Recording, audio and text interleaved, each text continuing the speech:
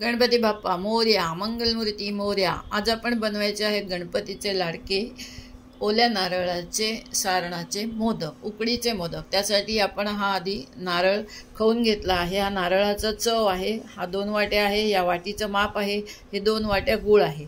नारळाचा चव आणि गूळ आता आपण एकत्र करून घेऊया। एक 15 मिनिटं बाहेर ठेवूया, नंतर गॅसवर ठेवून आपण सारण बनवून घेऊया। ओल्या नारळाचा चव आणि गूळ असं एकत्र करून घेतलं आहे। एक 15 मिनिटं हे बाहेर राहू दे आणि मग नंतर आपण गॅसवर ठेवायचं आहे आणि नारळाचं सारण बनवून घ्यायचं आहे। त्या सारणामध्ये घालायला मगज बी, वेलची पावडर, बदामाचे काप आणि जायफळ पावडर असं घेतलेलं आहे। हे सर्व साहित्य आपण आता सारणात घालून देऊया। हे पहा, आपलं सारण तयार झालेलं आहे। आता हे सर्व आपण मिक्स करून घेऊया आणि थंड झाल्यावर मोदक करायला घेऊया।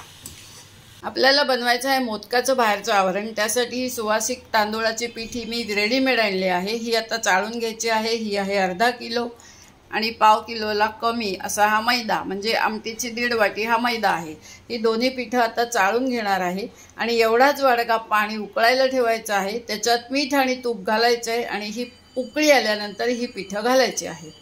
पाणी उकळायला ठेवलं आहे, याच वाडग्याने घेतलं आहे। हे थोडंसं उरलंय ते पाणी, तेही घालून घेतलं आहे। याच्यात तूप किंवा तेल आणि मीठ असं घालून घ्यायचं आहे। हे पहा, मी 1 डाव तूप, छोटा डाव आणि मीठ असं घालून घेतलं आहे। बघा, पाण्याला उकळी आले। आता आपण ह्याच्यात पीठ सोडून देऊया। हे पहा, पीठ घालून घेतलं आहे। आता हे सर्व मिक्स झाल्यावर झाकण ठेवायचं आहे एक 15 मिनिट। हे पहा, आपली उकड काढून झालेली आहे। आता हे आपण परातीत काढून घेऊया आणि मळायला घेऊया।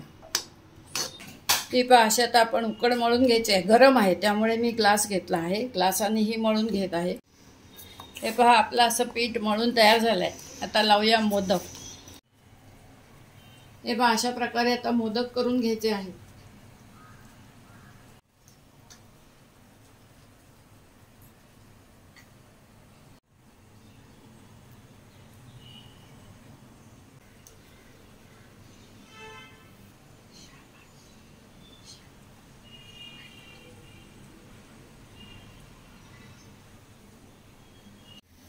आता त्या पिठापासूनच मी पातोळे पण बनवत आहे। इथे एक पहा बनवून ठेवला आहे।